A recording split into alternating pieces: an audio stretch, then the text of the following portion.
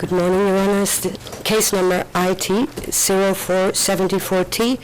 The prosecutor versus Jadranko Prlić, Bruno Stojić, Slobodan Praljak, Milivoj Petković, Valentin Ćorić, and Berislav Pusić.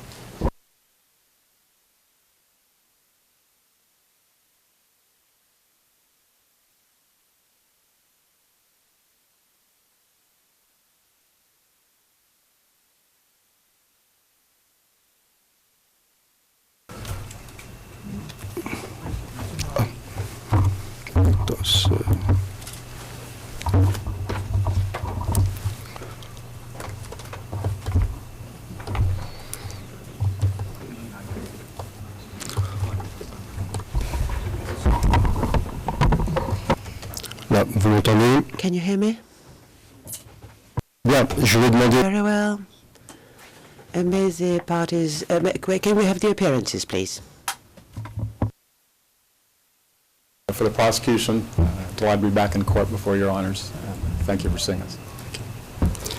Bien, je vais demander... Very well. Let's turn to the defense. Jadranko Prlić along with Susanna Tomanovic and Jurkovic.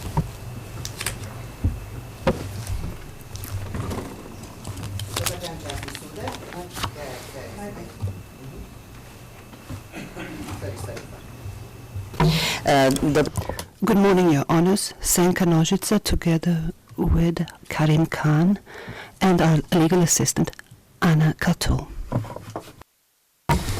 Dobro jutro, časni sude. Good morning, Your Honors. Natasha Favo-Ivanovic and Nika Pinter represented General Praljak. Good morning, Your Honors. Ganel Mitro and Vesna Laborovic and our associates Natalia Labovic and Slatko Mateškovic. Dobro jutro, časni. Good morning, Your Honors. Representing Valentin Ćorić, Dijana Mišković-Tomić, co-counsel Lagan Blažić and legal assistant Desan Škirš. Dobro jutro, časni sude, za odmah gospodin... Good morning, Your Honors. Fahrudin Ibrahimovic from Sarajevo and Mr. Sahota on behalf of Bush's defense. I didn't know if the court would take individual appearances, but I was improperly forgot to introduce my good colleague, Mr. Stringer, also with the prosecution, Mr. Rulon Boss, and our case manager, Thomas Legel. Thank you. Merci. Thank you. The trial chamber is sitting today to deliver its judgment in the case the prosecution versus Jadranko Prlić, Bruno Stojić, Slobodan Praljak, Milivoj Petković, Valentin Ćorić, and Berislav Pusić.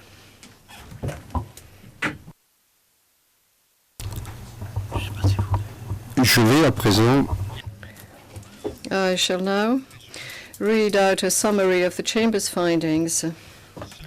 The only authoritative account of these findings is contained in the written judgments, copies of which will be made available to the parties and the public at the end of this hearing.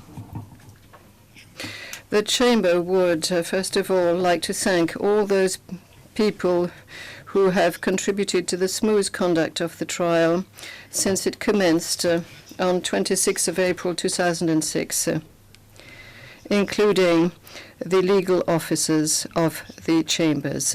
During the proceedings, which ended on 2nd of March 2011, the chamber admitted approximately 10,000 exhibits into evidence and heard 145 prosecution witnesses, 7 of whom were expert witnesses, as well as 61 defense witnesses, 7 of whom were expert witnesses.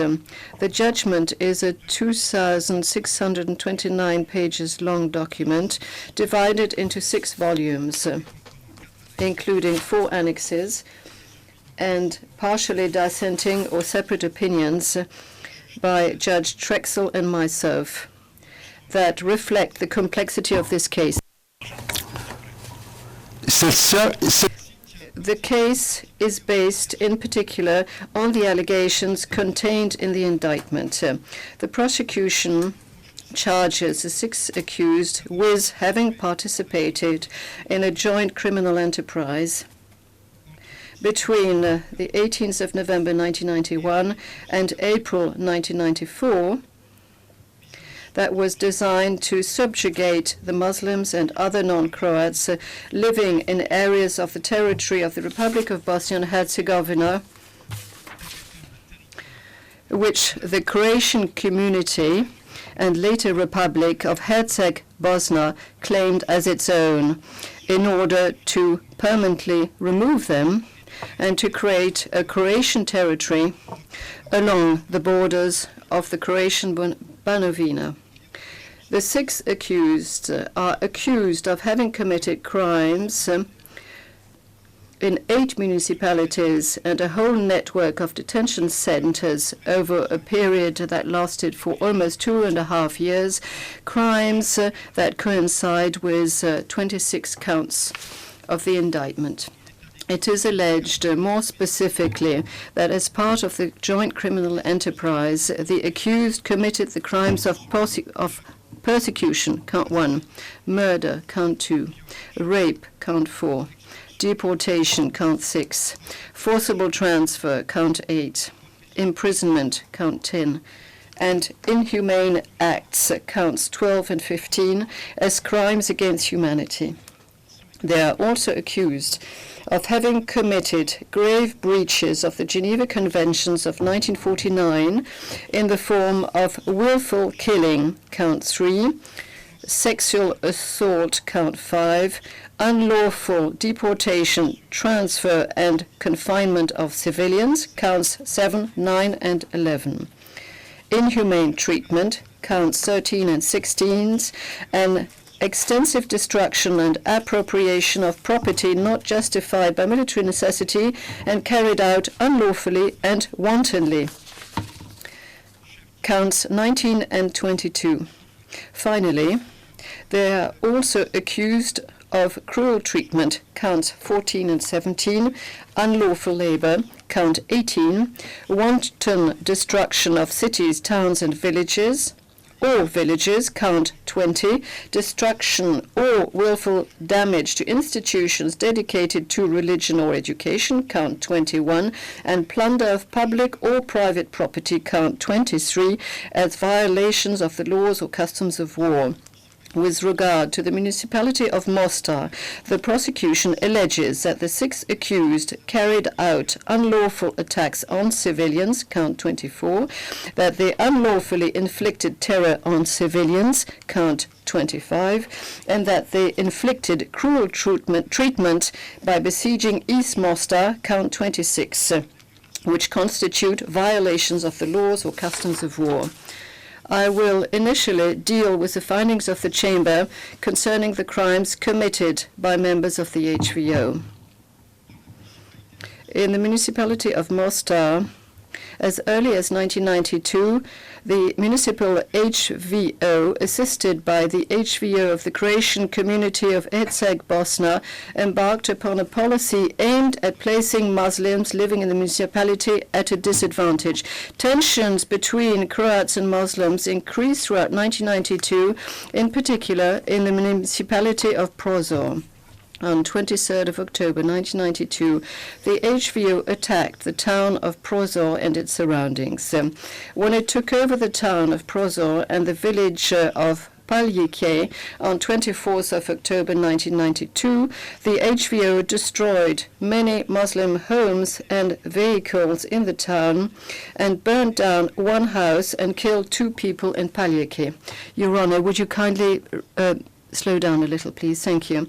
The first clashes between the HVO and the ABIH took place on 11 and 12th of January 1993 in the municipality of Gornji Vakuf.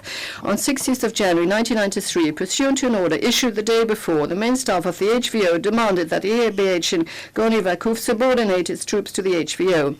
The ABIH rejected this demand. On 18th of January 1993, the HVO attacked the town of Gornji Vakuf and several neighboring villages. Fighting between the HVO and the ABIH continued for several days. During these attacks, the HVO destroyed Muslim homes in Gorny Vakuf. The HVO fired several shells on the village of Dusha, which led to the destruction of Muslim homes and the deaths of 7 persons. During this same attack on the 18th of January 1993, several houses were destroyed in the villages of Krasnitsa, Urice, and Zdrimci. HVO soldiers set fire to Muslim houses when they took these villages and Dusha. In Krasnitsa, Urice, and Zdrimci, members of the HVO stole property belonging to Muslims. HVO forces arrested the women, children, and elderly persons in the 4 villages, held them and expelled them from their villages to territory under the control of the ABIH. Some of the inhabitants of Urice were beaten or threatened by HVO soldiers while in detention, and the inhabitants of Zdrimci were harassed and forced to recite Christian prayers in front of the Mekteb. From the 18th of January 1993 onwards, the HVO held 40 to 60 Muslim men at the furniture factory in Trnovača, which is located in the municipality of Gorny Vakuf. Some of them were beaten up and or suffered abuse from HVO soldiers. For example, 2 HVO soldiers cut off Hassan Bello's ear and trampled on the wound. These Muslims men were exchanged or deported after 2 weeks of detention. In the spring of 1993, tensions between the ABIH and the HVO grew in the municipalities of Mostar, Prozor, Stolac, and Jablanica.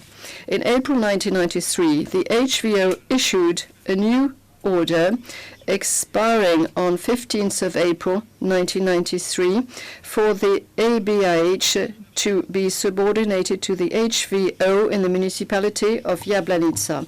When the ABIH refused to obey on the 17th of April 1993, the HVO launched attacks on the municipalities of Prozor and Jablanica between the 17th and the 19th of April 1993. The HVO attacked the villages of Parchani, Litsoperci, and Tuschanitsa in the municipality of Prozor, where they burned down Muslim homes and killed 2 people. On the 17th of April, the HVO shelled the villages of Sovici and Doliani in the municipality of Jablanica. After the fighting and continuing up to the 23rd of April 1993, the HVO arrested ABIH soldiers, Muslim men of military age, women, children, and elderly persons in these villages, and took them to the Sovici school, where many of them were held until the 5th of May 1993 in very difficult conditions. The HVO soldiers beat and abused the detainees, including the women, and killed 4 ABIH soldiers.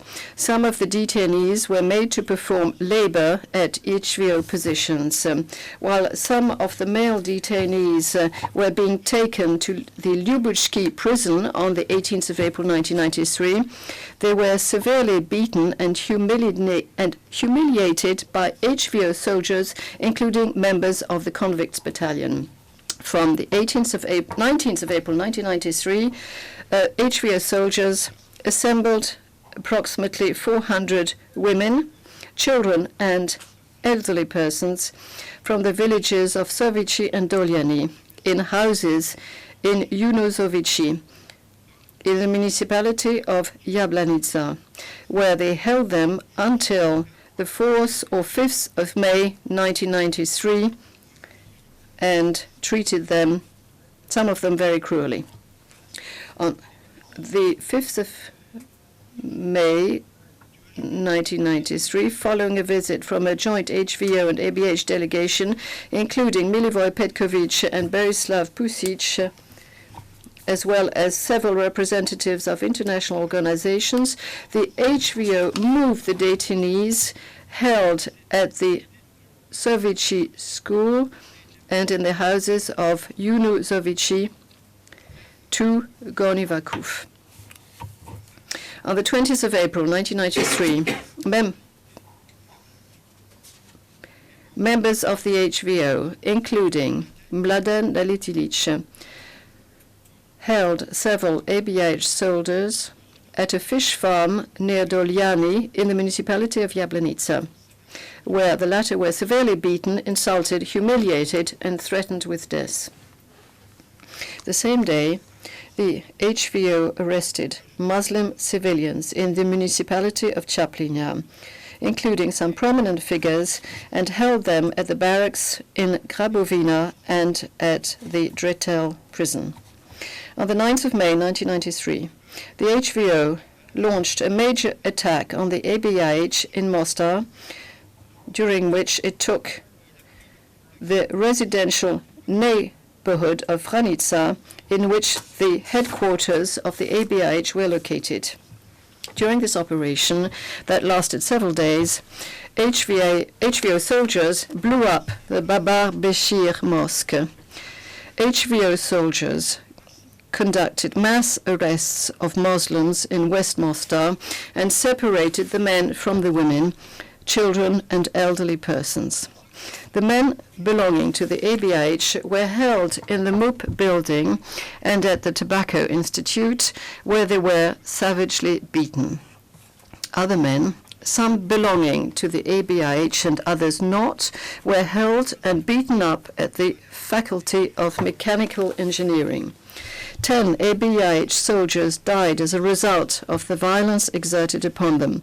The women, children, and elderly persons of West Mostar were sent to the Heliodrome, where they were held for several days before being able to return home. Also in Mostar, HVO soldiers systematically expelled the Muslims from West Mostar between May 1993 and February 1994, in particular by means of major operations to evict them in mid-May, mid-June, early July, and September 1993. The men were detained at the Heliodrome, and their families were expelled to East Mostar. No distinction was made between civilians and combatants in detention. In July 1993, the HVO briefly detained some of these men at the Faculty of Mechanical Engineering, where they were savagely beaten. 2 of them died after being beaten a whole night long. The HVO besieged East Mostar between June 1993 and April 1994. During this period, the eastern part of the town and the neighborhood of Donya Mahala in the west were subjected to a prolonged military assault by the HVO, including intense and uninterrupted gunfire and shelling. This firing and shelling caused many casualties, including the deaths of many civilians and representatives of international organizations. 10 mosques were also badly damaged or destroyed. The HVO impeded and, at times, even completely cut off the passage of international aid. The Muslim population was thus forced to live in extremely difficult conditions, deprived as it was of food, water, electricity, and enough assistance. On the 8th of November 1993, as part of the offensive, an HVO tank fired all day long at the old bridge until it was unusable and on the verge of collapse. The bridge then collapsed on the morning of the 9th of November 1993. The majority concluded, with me dissenting, that although the bridge was utilized by the ABIH and thus constituted a legitimate military target for the HVO, its destruction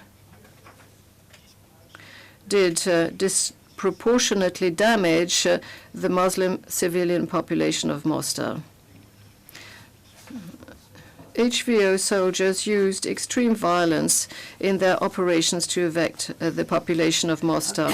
The Muslims were awakened in the middle of the night or early in the morning, beaten and forced out of their homes, often in their pajamas.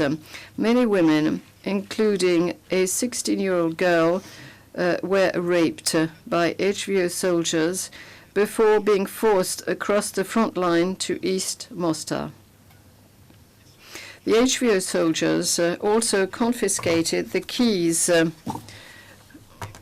to Muslim apartments and stole the valuables in them. Some soldiers even made use of Heliodrome detainees to pillage the apartments of Muslims who had been driven out of them.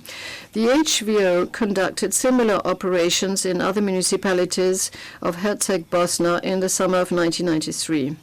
To begin with, the HVO arrested the Muslim men, whether they were Muslim HVO soldiers, ABIH soldiers, or men of military ages, and placed them in detention in the prisons of Dretel, Gabila, and Lubushki, and at the Heliodrome, or in other detention centers where they were often victims of grave abuse. Then the HVO carried out mass campaigns to arrest the women, children, and elderly persons in these municipalities, and then sent them to territory under the control of the ABIH, often after having held them under appalling conditions for various periods of time.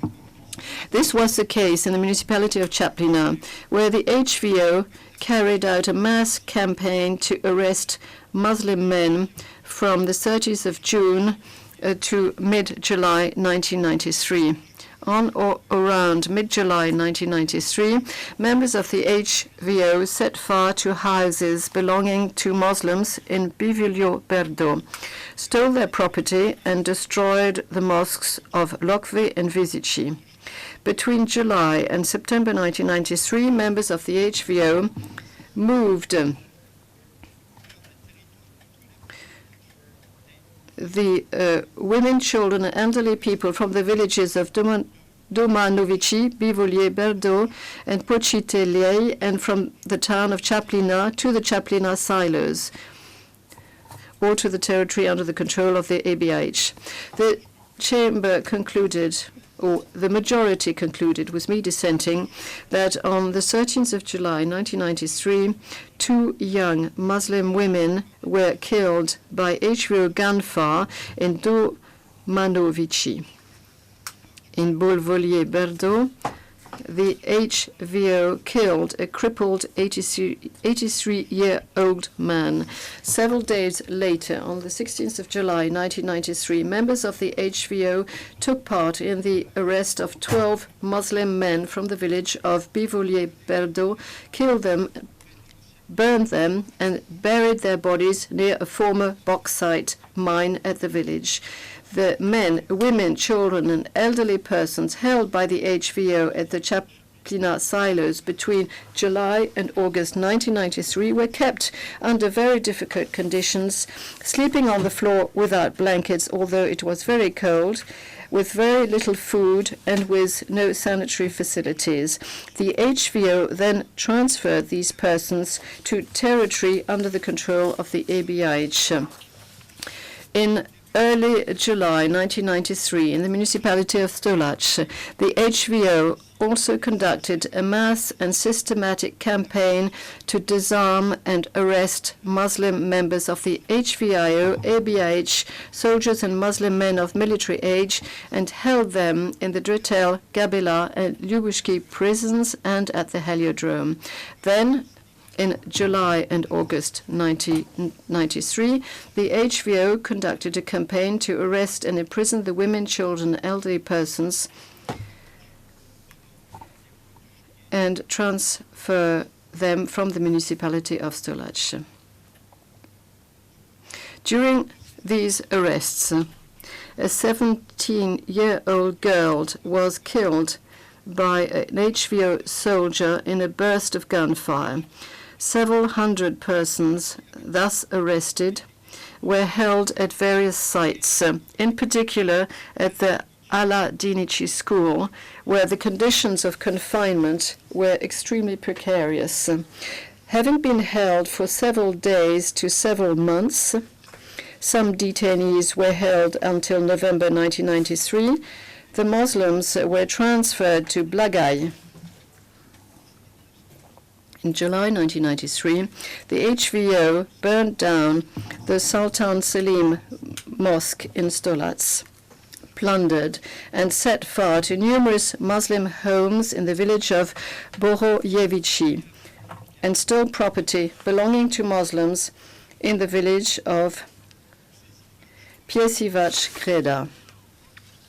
Moreover, as early as May 1993, the HVO requisitioned the Kostana hospital in order to detain there until October 1993 Muslim men arrested in the municipality of Stolac. 5 of them died following severe beatings and brutal mistreatment inflicted on them by members of the HVO. Other detainees were subjected to extremely violent abuse and still suffer the consequences of it to this day. On the 14th of July 1993 in Buna, HVO military police took away a young Muslim aged 16 and his grandfather to the military police building. They beat the young man violently, kicking and punching him and striking him with an electrical cable. They then took the 2 men to the edge of a cliff along the Neretva and shot them in the back, severely wounding the young man and killing his grandfather. Between June and mid-August 1993, the HVO attacked around a dozen villages in the municipality of Prozor. The HVO members destroyed property belonging to Muslims and a mosque in Skrobuchani. They set fire to several houses in Lug and damaged property belonging to Muslims in the village of Podonis. On the 19th of July 1993, HVO soldiers killed 3 men after severely beating them in the village of Prajine, as well as 2 men and a woman on Mount Tolovac. Between June and August 1993, the HVO arrested Muslim men, including minors, elderly and sick persons in the municipality of Prozor, and detained them for several weeks in various locations. The HVO thus detained for several weeks these people. The HVO thus detained between 400 and 500 Muslim men in the Prozor Secondary School in the summer of 1993, where they were violently abused and forced to work on the front line, during which time some of them were wounded or killed. The HVO also detained Muslim men at the technical school and at the fire station in the UNIS building, where some of them were beaten. In July 1993, Muslim men detained by the HVO in the MOOP building were forced to work on the front line, during which time some of them were mistreated.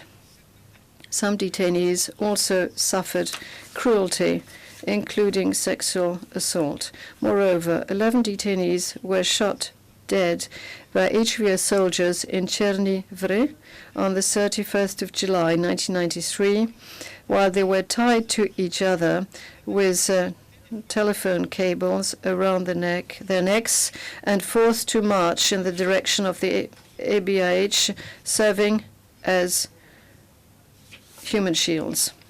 The HVO also arrested Muslim women, children, and elderly people in the municipality of Prozor and detained them in houses in Podgrade, Lapsun, and Dung, where they lived in a climate of terror and in very poor conditions, suffered mistreatment, threats, rapes, and some of the women were the victims of sexual abuse by members of the HVO and at times on a daily basis.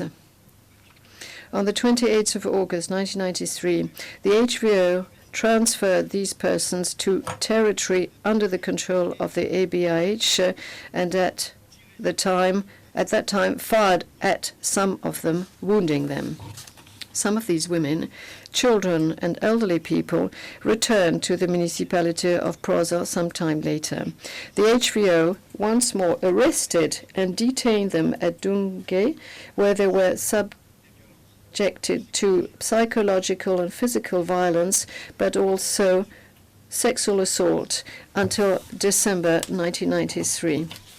When Rashtani was captured on the 24th of August 1993, HVO soldiers killed 4 men, even though they had surrendered. They then threatened the women and children who were there and stole all their valuables.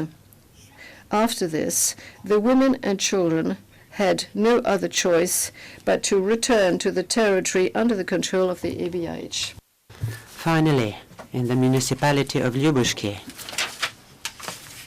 in July and August 1993, the HVO listed, disarmed, and regulated the movement of men of military age, and then carried out mass arrests of hundreds of them and imprisoned them in the Ljubuški prison and at the Heliodrome.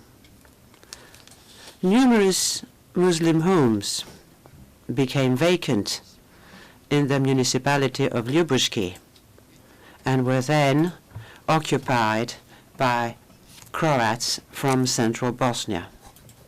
At the same time as the mass arrests, the HVO created and managed a whole network of detention centers for Muslims. Thus, the HVO military police in June 1992 created a detention center in the grounds of a former police station in the town of Ljubuški.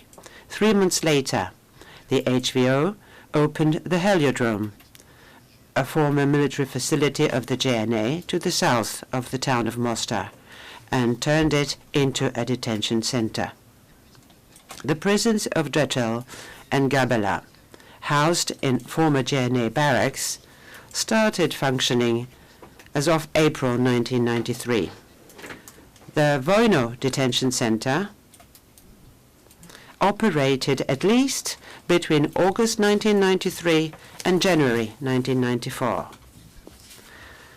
The setting up of these detention centers allowed the HVO to detain thousands of Muslim civilians and soldiers without any distinction. The chamber was able to find, especially from the testimony of former detainees, that the detention conditions in these centers were especially harsh. The premises were not adequate to detain so many persons, and overcrowding became particularly noticeable in the summer of 1993, following large waves of arrest in May and July 1993.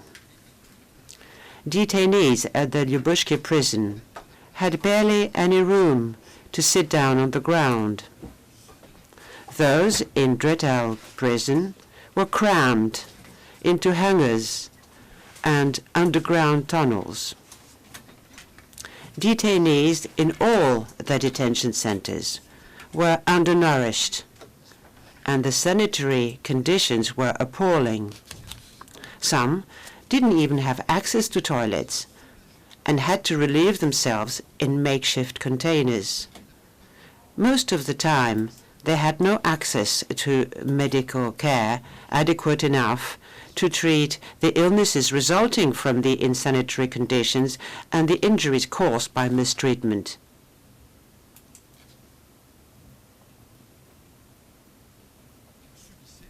That they suffered at the hands of the HVO. Some of them are marked for life. The trial chamber noted that the detention conditions in some isolation cells at the Heliodrome and the Drechel prison were extremely harsh, lacking water, food, sanitary facilities, and even lighting. The Muslims in these detention centers were also mistreated. HVO members regularly beat them and subjected them to very grave mistreatment. Members of the HVO used cigarettes to burn detainees at the Vojno detention center. Ivica Kraljevic, a member of the military police and commander of the Ljubiško prison, and two other men, subjected a detainee to electric shocks until he blacked out. People who came from the outside, such as military policemen, were authorized, in particular by the commander of the 1st Brigade of the HVO, to enter the prisons of Drechel and Gabela in order to beat the detainees. Boško Prlić, warden of the Gabela prison, personally shot dead a BH Army soldier. At least 2 detainees at the Drechel prison died after having been mistreated. Military policemen also shot dead 3 detainees by firing at the hangars in which the detainees were locked up. Mario Mihail, in charge of the Vojno detention center, beat severely and then shot dead a Muslim detained at the center.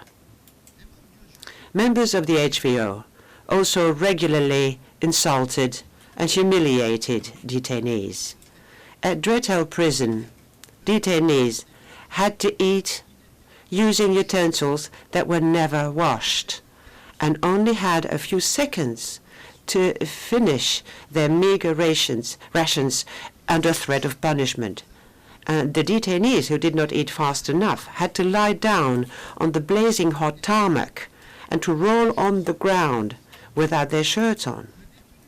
A detainee at the Heliodrome was forced to lick his own blood so that, I quote, "the blood of a Balia does not remain on Croatian soil," according to his jailers who were members of the military police. Detainees at the Heliodrome, at the Vojno detention center, and the Ljubiške prison were forced to carry out dangerous work at the front line, during which some of them were wounded or killed in the exchange of fire between the ABIH and the HVO. Detainees at the Heliodrome were wounded or killed when they were used as human shields on the front line. When the Drechel prison closed in early October 1993, the detainees were transferred to other detention centers, including the Gabela prison and the Heliodrome. The Vojno detention center continued to operate until January 1994. The Heliodrome and the prisons of Ljubiške and Gabela closed in April 1994. From December 1993, following a decision by Mate Boban, the then president of the Croatian Republic of Herzegovina, to close all the detention centers, the HVO emptied its detention centers. It ensured that the detainees promised to leave Herzegovina with their families by providing letters of guarantee from third countries willing to accept them. Detainees were then transferred to Croatia while awaiting departure to third countries. Other detainees and their families had to move to territories under ABIH control. Finally, the HVO used some detainees as part of the exchange policy with the ABIH. In the municipality of Vareš in central Bosnia, the HVO endeavored to encourage and even put pressure on the Croatian population to leave the municipality and go to Herzegovina. The HVO also committed numerous crimes against Muslims in that municipality. On the 23rd of October 1993, members of the HVO proceeded to arrest and detain Muslim men in the town of Vareš. Most of them were detained at the Vareš High School and the Vareš Elementary School, where the detention conditions were very harsh and where members of the HVO beat them. Between the 23rd of October and the 4th of November 1993, Muslim men were also detained at the prison in Vareš Maidan. HVO soldiers subjected them to violence and humiliation. For instance, one of the detainees was forced to cut his own beard and eat it. On or around the 3rd of November, HVO troops withdrew from the town of Vareš in the direction of Kiseljak. The HVO thus left its detention centers around that date, abandoning the detainees who were able to identify themselves, at least some of them, to UNPROFOR. Before leaving the town of Vareš, members of the HVO raped 2 Muslim women from Vareš. HVO soldiers also engaged in looting shops and houses belonging to Muslims. Moreover, HVO armed forces launched an offensive on the village of Stupnido, inhabited by Muslims. On the morning of the 23rd of October 1993, soldiers from the Maturice and Apostoli special units raped and sexually abused 3 women from the village. During the attack, they also killed 36 people, including 3 children, aged 13, 8, and 3 years old, respectively. The entire village was destroyed, and the villagers were stripped of their belongings. The chamber found that the highest HVO authorities tried to convince the international community that investigations of the crimes were underway, when in fact they were never carried out. Moreover, Ivica Rajic, commander of the HVO troops at Vareš, continued in his position under the pseudonym of Viktor Andrić, and he was never investigated. The chamber found, by a majority, with me dissenting, that the conflict between the HVO and the ABIH during this period of time was of an international character. Indeed, evidence has shown that troops of the Croatian army fought alongside the HVO against the ABIH, and that the Republic of Croatia had overall control over the armed forces and the civilian authorities of the Croatian community and then the Republic of Herzegovina. Applying the legal elements of the crimes alleged in the indictment to the facts found proved in relation to each of the municipalities and each of the detention centers, the trial chamber finds that the following crimes were committed. Crimes against humanity, persecution on political, racial, or religious grounds, murder, rape, deportation, forcible transfer as inhumane acts, imprisonment, inhumane acts.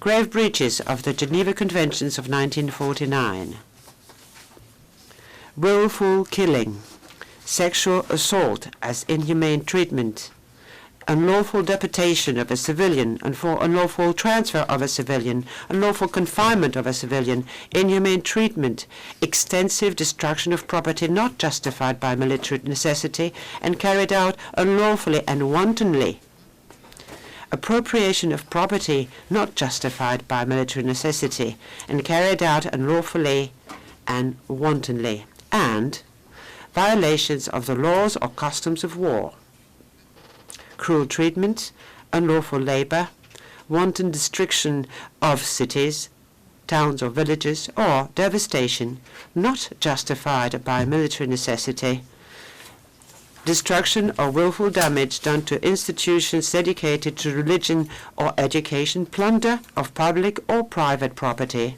and, specifically with respect to Mostar, unlawful attack on civilians and unlawful infliction of terror on civilians. The Chamber decided not to address Count 26, cruel treatment, Mostar siege, for reasons set out in Volume 3 of the Judgement, and analyzed the events that occurred between June 1993 and April 1994 in Mostar, in East Mostar, as cruel treatment under Count 17. Having described the findings of the Chamber with regard to the crimes committed in the municipalities and the detention centers listed in the indictment, I will now summarize the findings of the Chamber with respect to the responsibility of the accused as set out in the indictment. The accused are charged under every form of liability set out in Article 7.1 of the statute, including commission through participation in a joint criminal enterprise, and command responsibility under Article 7.3 of the statute. Considering the extent of the crimes charged against the 6 accused and found proved by the Chamber, the Chamber finds, by a majority, with me dissenting, that analyzing their responsibility by virtue of their participation in a joint criminal enterprise is the obvious legal approach. Consequently, the other modes of participation alleged in the indictment have only been considered for those crimes that do not come under the joint criminal enterprise. Therefore, the trial chamber finds by a majority that a joint criminal enterprise existed and had as its ultimate goal the establishment of a Croatian territorial entity with part of the borders of the Croatian Banovina from 1939 to enable a reunification of the Croatian people. This Croatian territorial entity in Bosnia and Herzegovina was to either unite with Croatia following the prospective dissolution of Bosnia and Herzegovina or become an independent state within Bosnia and Herzegovina with direct ties to Croatia. The Chamber finds, again by a majority, that as early as December 1991, the leadership of the Croatian community of Herzegovina, which included Mate Boban, president of the Croatian community and later Republic of Herzegovina, and Croatian leaders including Franjo Tuđman, the president of Croatia, deemed that in order to achieve the ultimate goal, namely the establishment of a Croatian territorial entity as I've just described, it was necessary to modify the ethnic composition of the territories claimed to be part of the Croatian community of Herzegovina. From at least the end of October 1992, Jadranko Prlić, Bruno Stojić, Milivoj Petković, and Slobodan Praljak were aware that achieving this goal went against the peace talks conducted in Geneva and would entail moving Muslim populations out of the territory of Herzegovina.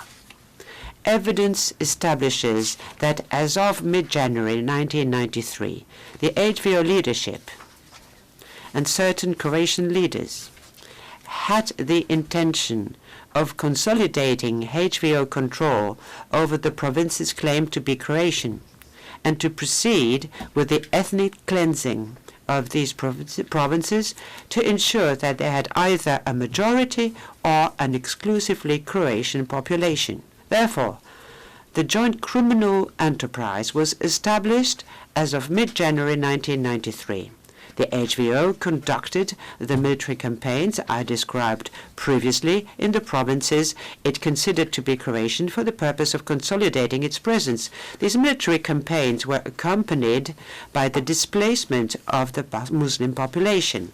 The HVO also organized the displacement of Croatian population from central Bosnia towards Herzegovina. The aim of this displacement was to protect a part of the Croatian population in central Bosnia from combat taking place in the area, but also to strengthen the presence of Croats in Herzegovina. The goal of this was to shift the balance of power in favor of the Croats. Consequently, one part of the Croatian population in central Bosnia voluntarily left, whilst others were forcibly displaced by the HVO.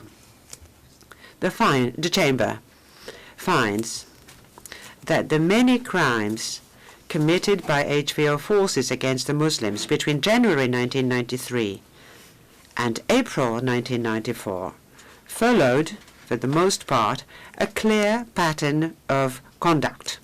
In the majority of cases, the crimes committed were not the random acts of a few unruly soldiers. On the contrary, these crimes were the result of a plan drawn up by members of the JCE, whose goal it was to permanently remove the Muslim population from Herzegovina.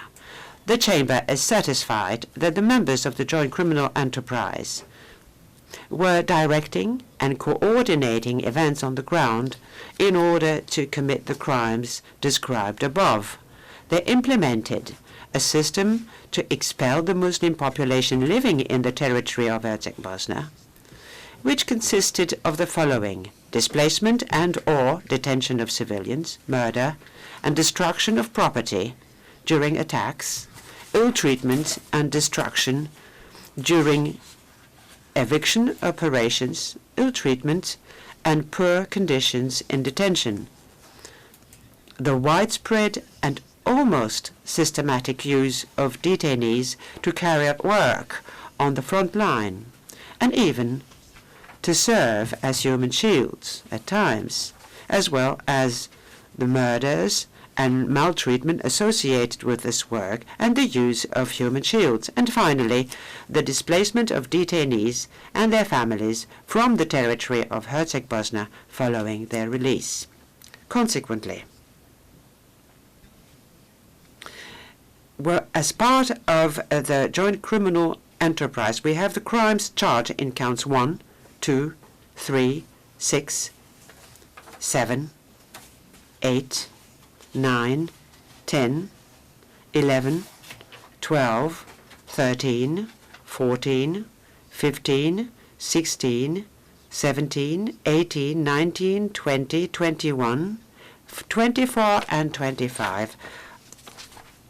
The Chamber finds furthermore that during the eviction campaigns against the Muslims by the HVO or their detention, HVO members committed other crimes which were not within the objective of the joint criminal enterprise, but were the natural and foreseeable consequence of its implementation. These were crimes of theft, rape, and sexual violence, as well as a number of murders during the eviction campaigns and murders resulting from harsh detention conditions or ill treatment in detention centers. And the destruction of mosques in Sovici and Doljany in April 1993. It should be noted that the Chamber has not included the crimes committed in the Prozor municipality in October 1992 in the joint criminal enterprise. As I will describe subsequently, the trial chamber considered the possible responsibility of the accused for these crimes under the other forms of responsibility set out in the statute. In order to design and implement this joint criminal purpose, a group of key Croatian figures, including Franjo Tuđman, Gojko Šušak, Janko Bobetko, Mate Boban, Jadranko Prlić, Bruno Stojić, Slobodan Praljak, Milivoj Petković, Valentin Ćorić, and Berislav Pušić coordinated with each other. It also emerges from the Chamber's factual and legal findings that the HVO's operational mechanisms, structures, and forces were used to implement the different aspects of the common criminal purpose. After having identified the ultimate goal and criminal purpose of the JCE, the Chamber considered whether each of the accused had knowingly participated in the joint criminal enterprise, significantly contributed to it, and shared the intention of committing crimes in order to implement the common criminal purpose of the JCE. Let me start with Jadranko Prlić. From the 14th of August 1992 until late April 1994, Jadranko Prlić, as the president of the HVO, and later the president of the government of the Croatian Republic of Herzegovina, exercised significant de jure and de facto power to coordinate and direct the activities of the HVO and the government. He also had authority of HVO detention centers and had notably the power to open and close them. Lastly, he played a key role in relations between the HVO and the Croatian community, later Republic of Herzegovina, and the government of Croatia. It was through his position that Jadranko Prlić drafted the ultimatums of January 1993 and April 1993, directing the ABIH to subordinate itself to the HVO in the territory of Herzegovina. These ultimatums materialized through military campaigns, as I described earlier, in the municipalities of Gornji Vakuf, Prozor, and Jablanica, which entailed the commission of numerous crimes against the Muslim population.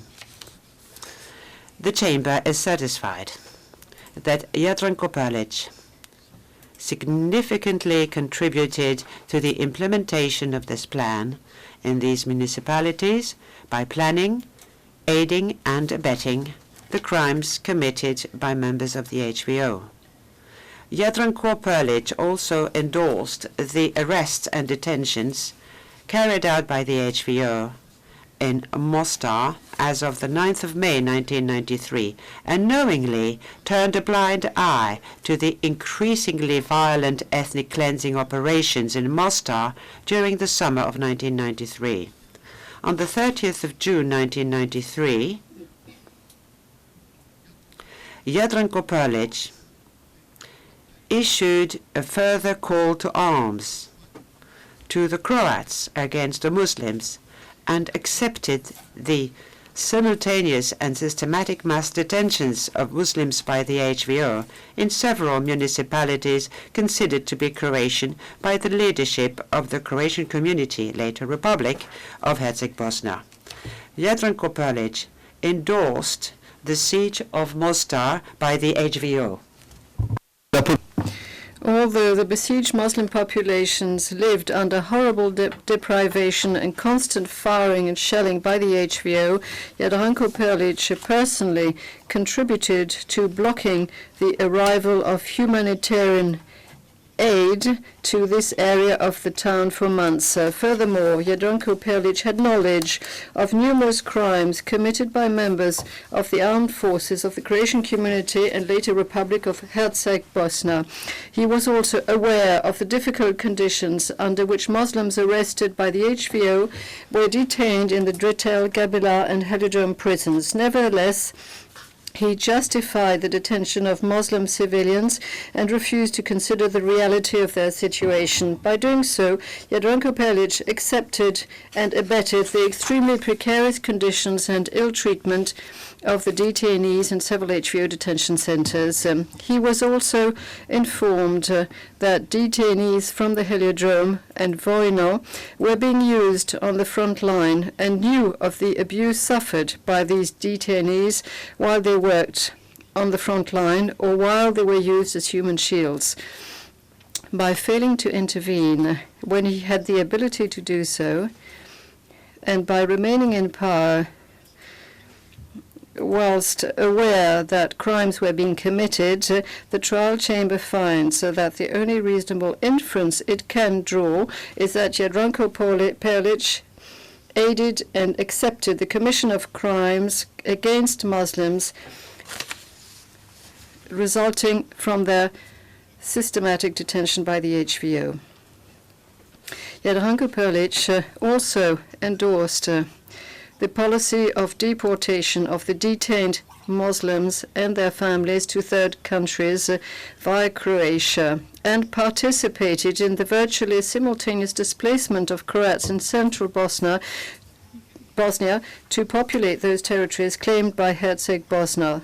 The trial chamber finds that the only reasonable inference it can draw is that Jadranko Prlić had the intention to displace the Muslim population from the territory claimed by Herzegovina and replace it with Croats from central Bosnia. La Chambre. The trial chamber, by a majority, with me dissenting on this form of responsibility, is satisfied beyond all reasonable doubt that Jadranko Prlić made a significant contribution to the joint criminal enterprise and was one of its principal members. It is clear from his contribution that he had the intention to carry out the common criminal purpose of driving out the Muslim population and to commit the above-mentioned crimes to achieve this purpose. The trial chamber finds, furthermore, that by virtue of his involvement in achieving the common criminal purpose and his knowledge of the facts, could have reasonably anticipated the crimes of murder and sexual abuse committed during the operations to evict Muslims from West Mostar, the looting committed during the evacuation operations in Gornji Vakuf, Jablanica, and West Mostar, the murders related to the detentions in Sovici, and the destruction of the two mosques in Sovici and Doljani. He accepted and assumed the risk that these crimes could be committed. I shall now look into the responsibility of Bruno Stoic. From the 3rd of July 1993 to the 15th of November 1993, Bruno Stoic, as the head of the Department of Defense, exercised significant de jure and de facto authority over the majority of the armed forces and military police of the Croatian community and later Republic of Herzegovina. Therefore, he commanded and exercised effective control over the HVO armed forces and the military police, notably by making decisions on military operations which he implemented through the chain of command and by issuing orders to the Chief of the Military Police Administration, including orders directly linked to operations on the ground.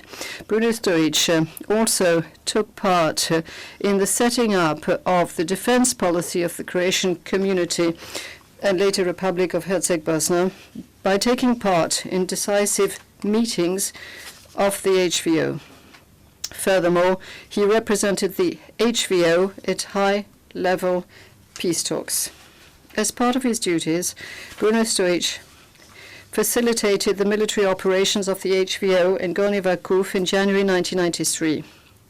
He participated in the planning of HVO military operations in Mostar on the 9th of May 1993 and in the days that followed. He participated in the organization and implementation of campaigns to evict Muslims in West Mostar in the summer of 1993. Lastly, he participated in the planning of the military operations in Vareš in October 1993, and as a consequence took part in the numerous crimes that were likely to be committed in the course of these operations. Bruno Prlić was informed of the crimes committed by the HVO during the military operations in Gornji Vakuf in January 1993 and in Jablanica in April 1993. The evictions of the Muslim population in Čapljina in July 1993. The shelling and attacks against members of international organizations and the poor living conditions that the Muslim population in East Mostar was subjected to. He was also informed of the fact that the detention of Muslims by the HVO did not meet the standards of international law in the Ljubuški, Dritel and Gabela prisons and at the Heliodrome. Nevertheless, Bruno Prlić continued to exercise effective control over the armed forces and the military police for the duration of his mandate as the head of the Department of Defense. Furthermore, Bruno Prlić did not make any serious efforts to put an end to the crimes that were being committed, although he had the authority and the duty to do so. He also attempted to renege on his responsibility before representatives of international organizations. The trial chamber finds that the only inference it can draw is that Bruno Prlić accepted the commission of these crimes. The majority, with me dissenting on the form of responsibility, is satisfied beyond all reasonable doubt that Bruno Prlić made a significant contribution to the joint criminal enterprise by controlling the armed forces and serving as a link between them and the government. It is clear from his contribution that he had the intention to carry out the common criminal purpose of driving out the Muslim population and to commit the above-mentioned crimes to achieve this purpose. The Chamber finds, furthermore, that by virtue of his involvement in the common criminal purpose and his knowledge of the fact, could have reasonably foreseen the sexual abuse or assaults committed during the operations to evict Muslims from West Mostar, as well as the looting committed during the evacuation operations in Gornji Vakuf in January 1993 and in the municipality of Mostar as of May 1993. He accepted and assumed the risk that these crimes might be committed. I should now look into the responsibility of Slobodan Prlić. Between autumn 1992 and the 9th of November 1993, Slobodan Prlić had significant de facto, then later de jure and de facto authority over the armed forces and the military police of the HVO. Between autumn 1992 and the 24th of July 1993, Slobodan Prlić who at the time held positions in the Ministry of Defense of Croatia, commanded the armed forces of the HVO, specifically by assuming command of certain operations, giving orders to the units, and receiving reports from the commanders in the field. By representing the HVO in its efforts to implement a joint command with the EBH, and by commanding some of the units of the HVO military police, he likewise acted as a mediator to ease the tensions between the various elements of the HVO armed forces. Then, between the 24th of July 1993 and the 9th of November 1993, Slobodan Prlić, in his capacity as commander of the HVO main staff, had effective command authority and control over all the elements of the armed forces. He therefore took decisions with regard to military operations, which he had carried out through the chain of command. Slobodan Prlić thus planned, facilitated, and was kept informed of the HVO's military operations in Gornji Vakuf on or around the 18th of January 1993. He planned and commanded HVO military operations in the municipality of Prlić, starting on the 24th of July 1993. He participated in the command and planning of HVO operations in Mostar, in the municipality of Mostar, between July and early November 1993, including on the 8th of November 1993, which resulted in the destruction of the Mostar Bridge. Lastly, he participated in the planning and command of HVO operations in Varish in October 1993. He thus participated in crimes that were likely to be committed in the course of these operations. Slobodan Prlić was, moreover, informed of the fact that members of the armed forces were removing, detaining the Muslim population of Prlić from July to August 1993. He knew that crimes would be committed in the municipality of Mostar, including the destruction of buildings in East Mostar, including the mosque and the old bridge, and the murders, and the wounding and the attacks against members of international organizations. He facilitated the murders of Muslims who did not belong to any armed force and the destruction of property in Stupni Do in October 1993. Slobodan Prlić, however, continued to serve in his positions until the 9th of November 1993. He did not make any serious efforts either to put an end to the commission of crimes or to the crimes committed by the armed forces of the HVO. On the contrary, he denied that crimes were being committed against the Muslims and helped the perpetrators of these crimes evade prosecution. Slobodan Prlić contributed inter alia to the efforts made by the HVO to conceal the HVO's responsibility for the crimes committed at Stupni Do. Slobodan Prlić served, moreover, as a conduit between Croatia and the HVO in order to carry out the criminal purpose of this enterprise. By virtue of the positions he held in the Croatian government and within the HVO, he was made aware of the policies of the most senior Croatian leaders with regard to Herzegovina and demonstrated his willingness to implement these. It is in this context that Slobodan Prlić forwarded orders, communications, and instructions from the leaders of Croatia to those of Herzegovina and participated in obtaining the military support of Croatia on behalf of the armed forces of the HVO. The majority, with me dissenting on the form of responsibility, is satisfied beyond all reasonable doubt that Slobodan Prlić made a significant contribution to the joint criminal enterprise.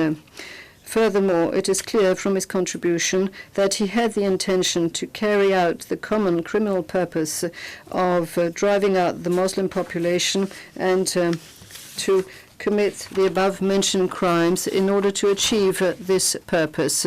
The Chamber finds, moreover, that Slobodan Prlić, because of his contribution to the implementation of the common criminal purpose and his knowledge of the fact, could reasonably foresee that looting would be committed during the eviction operations in Gorny Vakuf in January 1993 and during the HVO operation at Rashtani in August 1993, and accepted and assume the risk that these crimes might be committed. I shall now look into the summary concerning the responsibility of Milivoj Petković. Between the 14th of April 1992 and the 26th of April 1994, Milivoj Petković wielded significant command and control authority over every element of the HVO armed forces. First, as chief of the main staff of the HVO until the 24th of July 1993, then as deputy commander of the said main staff until the 26th of April 1994. Milivoj Petković represented and engaged the HVO during peace negotiations and issued ceasefire orders. Lastly, he forwarded orders and decisions taken by the political and governmental authorities of the Croatian community, later Republic of Herzegovina, which were being forwarded to him through the head of the Department of Defense, Bruno Stojic, and kept the political organs abreast of the military situation on the ground. Milivoj Petković planned and facilitated military operations in the municipality of Gorny Vakuf in January 1993. He planned and commanded the military operations in the municipality of Jablanica in April 1993. He blocked the access to international observers in the villages of Sovici and Doljani, and then orchestrated the removal of civilians to Gorny Vakuf. He commanded military operations in the municipality of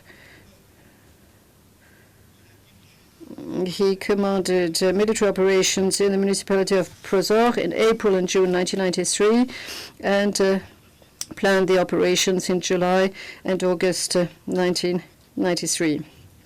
He participated in the planning of the shelling of East Mostar.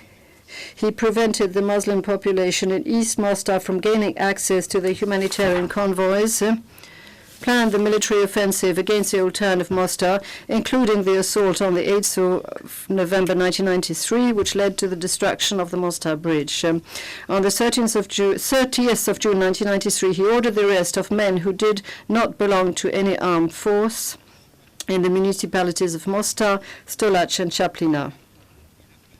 He planned the military operations on the town of Varesh in October 1993 and participated in the implementation of a fake investigation into the incidents at Stupni Do and fictitious sanctions against Ivica Rajic.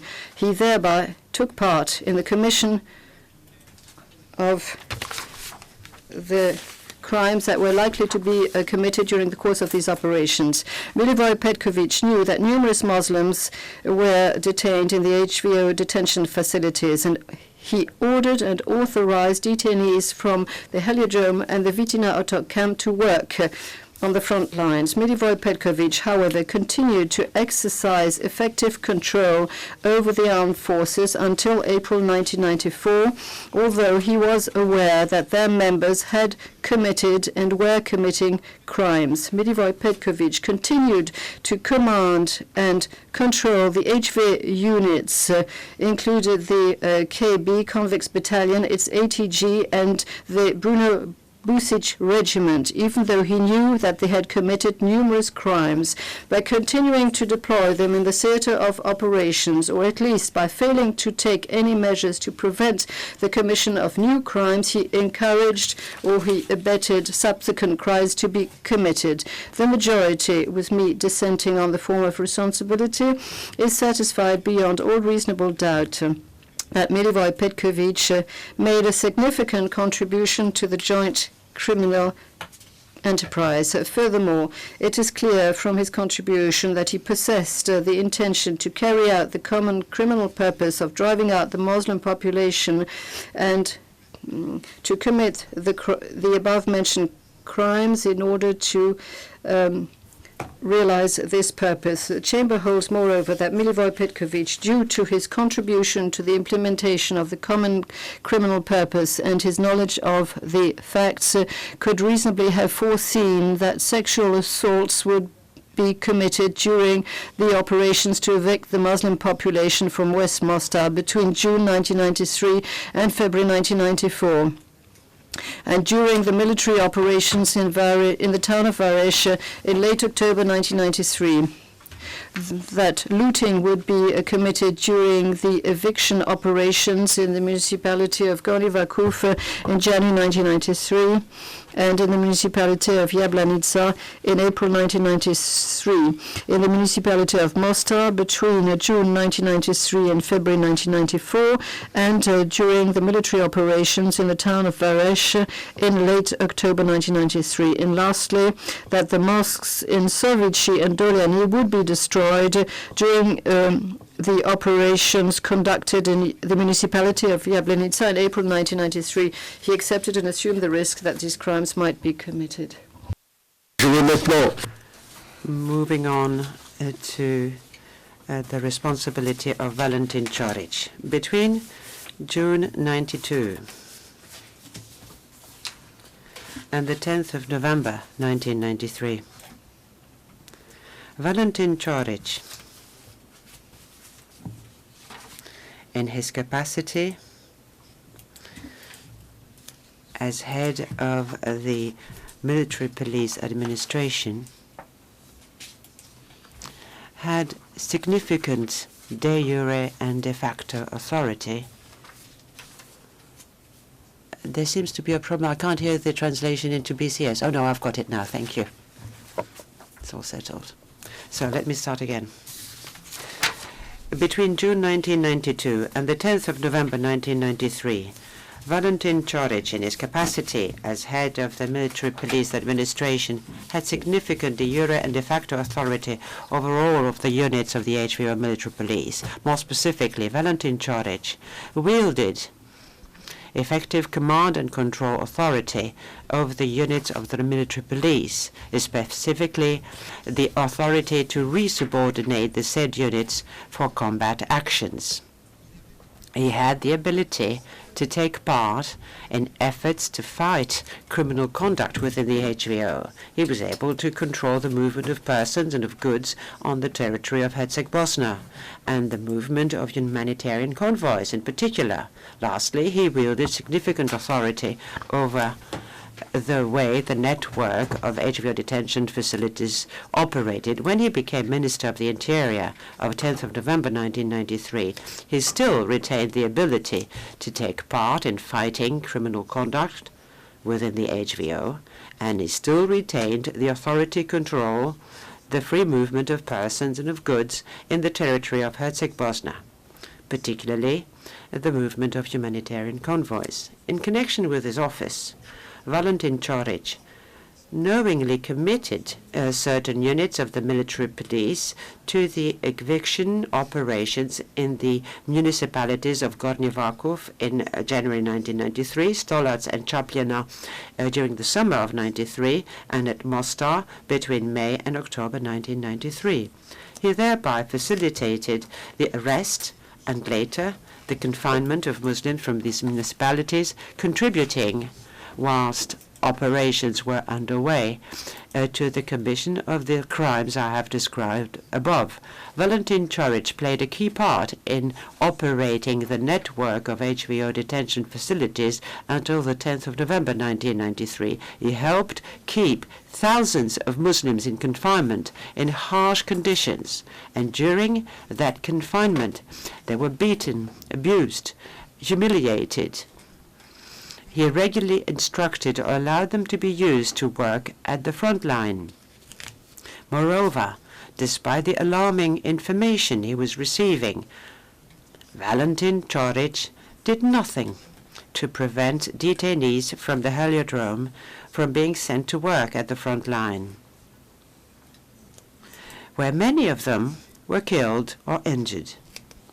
In August 1993, he ordered the forced departure of Muslims from Ljubuški municipality on the territory of the ABIH, Bosnia and Herzegovina, by ordering their release conditioned upon their departure abroad with their families via Croatia. The majority, with me dissenting as to the mode of responsibility, is satisfied beyond a reasonable doubt that Valentin Ćorić made a substantial contribution to the joint criminal enterprise.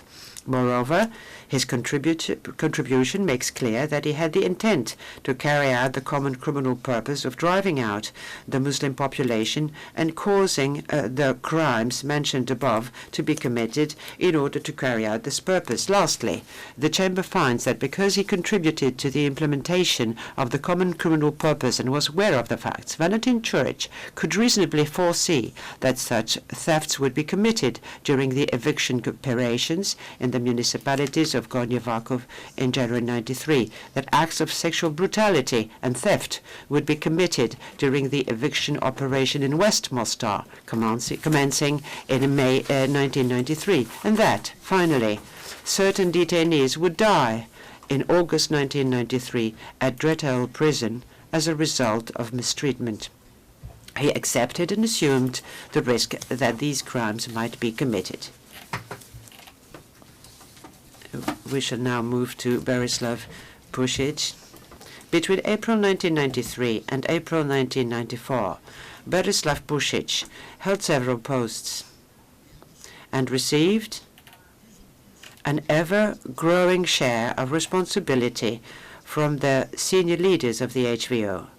In April 1993, Berislav Prlić was thus the overseeing official at the Department of Criminal Investigations of the Military Police Administration.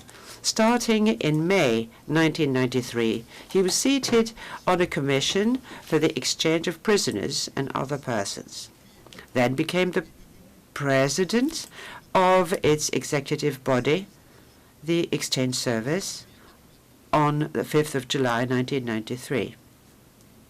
Bruno Stojic likewise appointed Berislav Prlić to head the Commission for Prisons and HVO detention facilities on the 6th of August 1993. Finally, Berislav Prlić wielded significant authority representing the HVO to the international community and before the senior officials of Croatia and Bosnia and Herzegovina, which made him a major player in negotiations regarding exchanges and the movement of persons.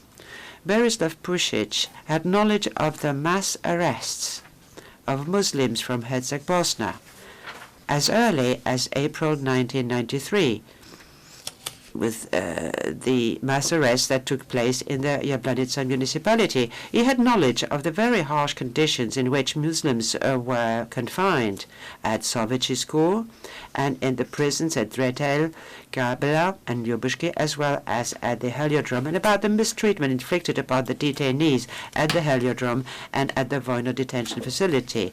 The trial chamber finds that he never took the necessary measures to improve these conditions or to cause the mistreatment to stop.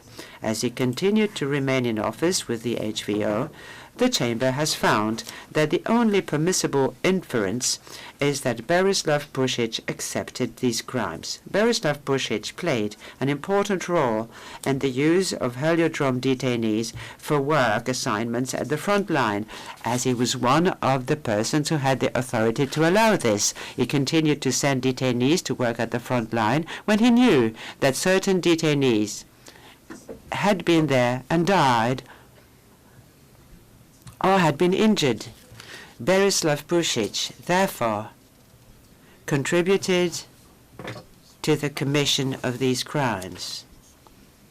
When Mate Boban decided to close the HVO detention centers, Berislav Prlić played a major part in organizing the closing of the said facilities and did everything to ensure that Muslims would leave the territory of Herzegovina. Berislav Prlić was aware of the destruction in the villages of Sobici and Dolyany in April 1993, and of the removal of the population from these villages to ABIH-controlled territories in late May 1993. He also knew that the Muslim populations from Chaplina and West Mostar municipalities had been moved to territories controlled by the ABIH. He had knowledge of the disastrous living conditions in East Mostar, brought on by the HVO siege, and took part in blocking humanitarian evacuations. Despite the role he had among various officials from the HVO detention centers, but also with senior HVO representatives, Berislav Prlić made no serious effort either to put an end to the crimes that were being committed in the detention facilities or those committed during the arrests of the Muslims, or to report them. On the contrary, Berislav Prlić always sought to avoid embarrassing questions from the representatives of international organizations or from his Muslim counterparts, and to give vague or even false information to these representatives and to the press, thereby attempting to deny or minimize the crimes committed by the members of the HVO against Muslims. The majority, with me dissenting as to the formal responsibility, is satisfied beyond reasonable doubt that Berislav Prlić made a substantial contribution to the joint criminal enterprise. Moreover, one discerns from his contribution that his intent was to carry out the common criminal purpose of driving out the Muslim population and of causing the crimes previously mentioned to be committed in order to carry out this purpose. Lastly, as the Chamber decided not to accept the crimes committed in Prozor municipality in October 1992 as constituting part of the joint criminal enterprise, the Chamber analyzed the responsibility of each of the accused in virtue of the other modes of participation alleged in the indictment. The evidence admitted to the record enabled the Chamber to make findings in respect of Valentin Prlić only pursuant to Article 7.3 of the statute. Indeed, as of the 25th of October 1992, he was informed that members of the military police had stolen certain vehicles belonging to Muslims. Even though he knew this, Valentin Prlić did nothing to punish the perpetrators of these crimes, despite having the capacity and the duty to do so. Moreover, Valentin Prlić was advised at the same time that numerous houses had been damaged during the fighting in Prozor town. The information available to Valentin Prlić was sufficiently alarming to justify further investigation into this destruction, which was not done, as he did not discharge his duties as a superior. The Chamber found by a majority, with me dissenting, that Valentin Prlić is responsible, pursuant to Article 7.3 of the statute, for the theft and destruction committed in Prozor municipality in October 1992. I shall now read out the disposition. Will Mr. Prlić please rise? For the reasons I have summarized, the trial chamber unanimously finds you, Jadranko Prlić, to be guilty of counts pursuant to Article 7.1 of the statute of counts 1, 6 to 13, 15, 16, 18, 19, and 21 to 25 of the indictment. The majority, the presiding judge dissenting, finds you to be guilty, pursuant to Article 7.1 of the statute, of counts 2 to 5 of the indictment. On the basis of the principles relating to cumulative convictions, the trial chamber will not enter a finding of guilt for counts 14, 17, and 20 of the indictment. The trial chamber, ruling unanimously, hereby sentences you to a single sentence of 25 years of imprisonment to run as of this day, with credit for the time you have already served in detention. Pursuant to Rule 103C of the rules, you shall remain in the custody of the tribunal pending the finalization of arrangements for your transfer to the state where you shall serve your sentence. You may be seated. Will Mr. Stojic please rise?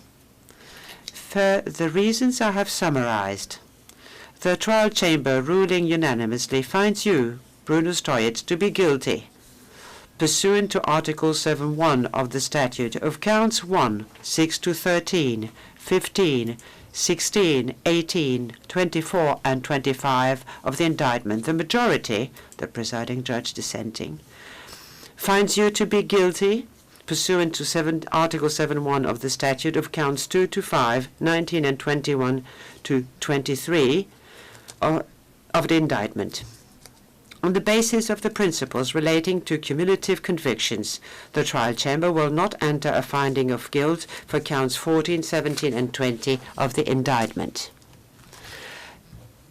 The trial chamber, ruling unanimously, hereby sentences you to a single sentence of 20 years of imprisonment to run as of this day, with credit for the time you have already served in detention.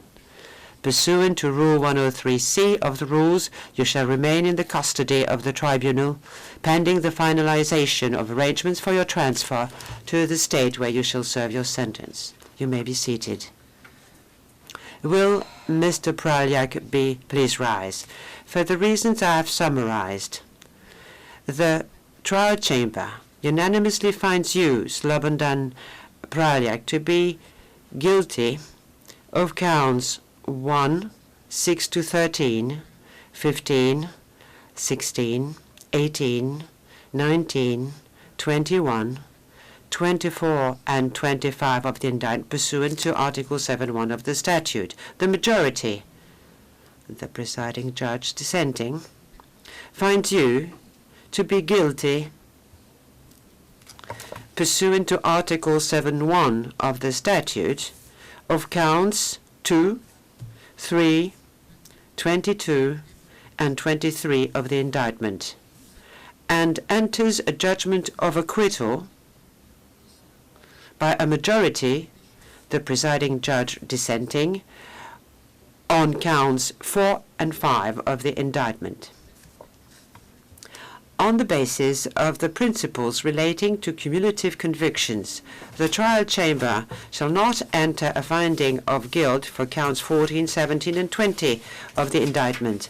The trial chamber, ruling unanimously, hereby sentences you to a single sentence of 20 years of imprisonment to run as of this day, with credit for the time you have already served in detention.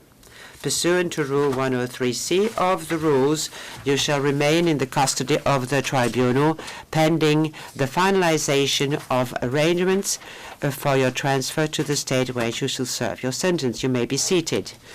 Will Mr. Petković please rise?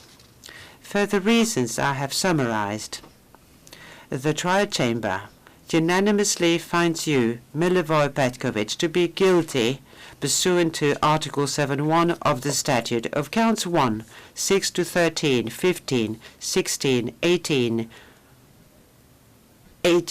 19, and 21, 24, and 25 of the indictment. The majority, the presiding judge dissenting, finds you to be guilty pursuant to Article 7.1 of the statutes of counts 2 to 5, 22, and 23 of the indictment. On the basis of the principles relating to cumulative convictions, the trial chamber shall not enter a finding of guilt for counts 14, 17, and 20 of the indictment. The trial chamber, ruling unanimously, hereby sentences you to a single sentence of 20 years of imprisonment to run as of this day, with credit for the time you have already served in detention. Pursuant to Rule 103C of the rules, you shall remain in the custody of the tribunal pending the finalization of arrangements for your transfer to the state where you shall serve your sentence. You may be seated. Will Mr. Prlić please rise? For the reasons I have summarized, the trial chamber unanimously finds you, Valentin Prlić, to be guilty pursuant to Article 7.1 of the statutes of counts 1, 6 to 13, 15, 16, 18, 24, and 25 of the indictment. The majority, the presiding judge dissenting, finds you to be guilty pursuant to Article 7.1 of the statute of counts 2 to 5, 19 and 21, 22 and 23 of the indictment. The majority, the presiding judge dissenting, finds you to be guilty pursuant to Article 7.3 of the statute of counts 15, 16, 19, and 23 of the indictment. Further criminal events that took place in Prlić municipality in October 1992. On the basis of the principles relating to cumulative convictions, the trial chamber shall not enter a finding of guilt for counts 14, 17, and 20 of the indictment. The trial chamber, ruling unanimously, hereby sentences you to a single sentence of 16 years of imprisonment to run as of this day, with credit for the time you have already served in detention. Pursuant to Rule 103C of the rules, you shall remain in the custody of the tribunal pending the finalization of arrangements for your transfer to the state where you shall serve your sentence. You may be seated. Will Mr. Prlić please rise? For the reasons I have summarized, the trial chamber unanimously finds you, Berislav Prlić, to be guilty pursuant to Article 7.1 of the statutes of counts 6 to 13, 15, 16, and 18 of the indictment. The majority, the presiding judge dissenting, finds you to be guilty pursuant to Article 7.1 of the statutes of counts 1 to 3, 19, 21, 24, and 25 of the indictment. The trial chamber, ruling unanimously, enters a judgment of acquittal on counts 4, 5, 22, and 23 of the indictment. On the basis of the principles relating to cumulative convictions, the trial chamber shall not enter a finding of guilt for counts 14, 17, and 20 of the indictment. The trial chamber, ruling unanimously, hereby sentences you to a single sentence of 10 years of imprisonment to run as of this day, with credit for the time you have already served in detention. Pursuant to Rule 103C of the rules, you shall remain in the custody of the tribunal pending the finalization of arrangements for your transfer to the state where you shall serve your sentence. Judge Traxel appends a separate opinion and a partial dissenting opinion to this judgment. I, as the presiding judge, appends a separate opinion and a partial dissenting opinion to this judgment. Thank you. The hearing is now adjourned. All rise. Feel free to vote.